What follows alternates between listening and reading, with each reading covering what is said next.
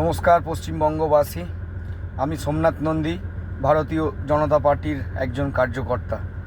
নমস্কার এবং আপনাদের সকলকে জানাই অশেষ ধন্যবাদ। আপনারা যে বিপুল সংখ্যায় আপনাদের মতামত ভারতীয় জনতা পার্টির পক্ষে আপনারা ভোট করেছেন, তার জন্য ভারতীয় জনতা পার্টি আপনাদের কাছে কৃতজ্ঞ এবং আপনাদেরকে ধন্যবাদ জ্ঞাপন করে। এবং আমি ভারতীয় জনতা পার্টির কার্যকর্তাদের উদ্দেশ্যে বলবো, আমাদের ভারতীয় জনতা পার্টি ভারতের আর 5টা পার্টির মতো নয়। আমাদের ভারতীয় জনতা পার্টি এতেই বলা রয়েছে, প্রথমে ভারত, তারপরে জনতা, তারপরে পার্টি।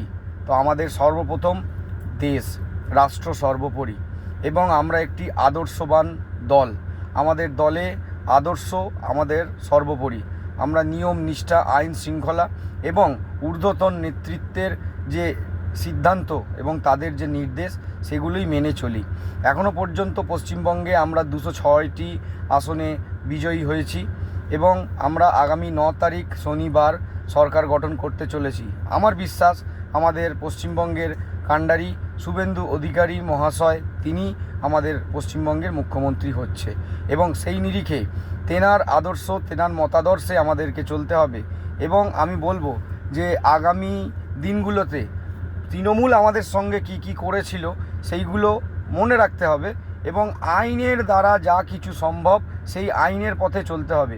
ওরা মেরেছিল বলে আমরা মারব বা ওরা যা করেছে আমরা তা করব, তাহলে কিন্তু মানুষ আমাদেরকে দূরে ঠেলে দিতে এক মুহূর্ত দেরি করবে না। 5টা বছর সময় দিয়েছে।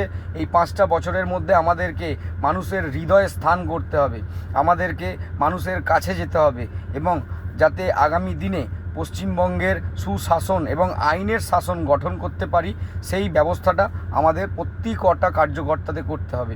এবং গতকাল, সত্যি কথা বলছি, গতকাল স্লোগান দিতে দিতে আমার গলা খুবই অবস্থা খারাপ, তারপরেও আমি ভিডিও করছি। তো বন্ধুরা, আপনাদের সকলকে বলছি এবং ভারতীয় জনতা পার্টির কার্যকর্তাদের বলছি, একটু আপনারা বুঝে চলুন, মেনে চলুন। আপনারা কিন্তু সবে মাত্র ভূমিষ্ঠ হয়েছেন।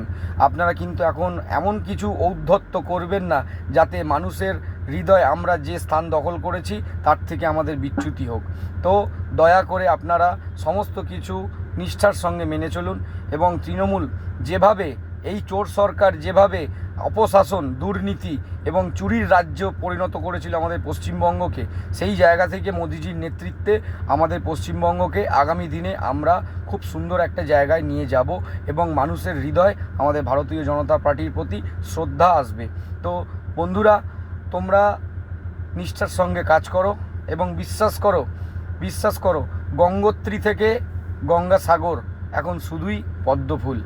তো এই স্থানটা দখল করতে একার দ্বারা তো সম্ভব নয়। তো আমরা সকলে মিলে মুষ্টিবদ্ধ হয়ে, হাতে হাত দিয়ে আমরা মানুষের হৃদয় স্থান দখল করি এবং 2029-এ ভারতে 400-রও বেশি আসন দখল করে আবার পুনরায় মোদিজিকে আমরা এই ভারতের সর্বোচ্চ সিংহাসনে আমরা বসাবো। তো আমাদের যে লক্ষ্য ভারতকে বিশ্বগুরু করার, সেই লক্ষ্যে আমরা পূর্ণতার সঙ্গে আমরা দখল করব আমাদের জায়গা। আমরা যেভাবে এগোচ্ছি ঠিকভাবেই এগোচ্ছি এবং আমার এটাও বিশ্বাস যে মোদিজির নেতৃত্বে, শুভেন্দু অধিকারী, শ্রমিক ভট্টাচার্যের নেতৃত্বে আমরা পেরেছি।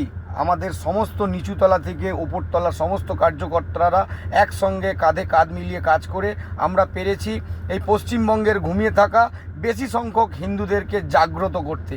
তারা অপশাসনের বিরুদ্ধে ভোট দিয়েছে, তারা হিন্দুত্বের মুখ দেখে ভোট দিয়েছে, তারা মানুষের জন্য ভোট দিয়েছে। এই জয় মানুষের জয়, এই জয় সাধারণ মানুষের জয়, মাতৃশক্তির জয়।